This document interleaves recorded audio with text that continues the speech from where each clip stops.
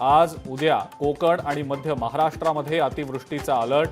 कोकण आणि घाट क्षेत्रात जायला पर्यटकांनी टाळावं, हवामान तज्ज्ञांचा पर्यटकांना सल्ला। कुंडमळा दुर्घटनेवरून राज ठाकरेंचे सरकारवर ताशेरे। सरकार जर निष्काळजीपणा दाखवणार असेल तर आपणच सतर्क राहायला हवं, ट्विट करत ठाकरेंचा नागरिकांनाही सल्ला। मावळमधल्या कुंडमळ्याजवळ इंद्रायणीवरील पूल कोसळून 4 जणांचा मृत्यू। मृतांच्या कुटुंबियांना राज्य सरकारकडून 5 लाखांची मदत जाहीर। कुंडमळा पूल दुर्घटनेला अजित पवार जबाबदार। खासदार संजय राऊतांचा दावा। दुर्घटनेप्रकरणी संबंधित बांधकाम अधिकाऱ्यांवर सदोष मनुष्यवधाचा गुन्हा दाखल करण्याची केली मागणी।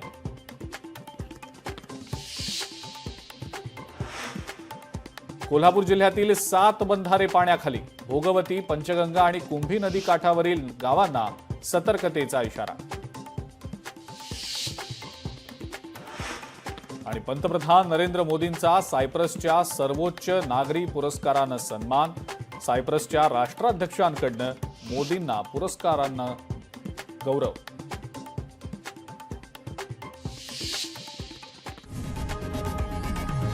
लोकशाही मराठी ऐका, पहा, जागरूक रहा।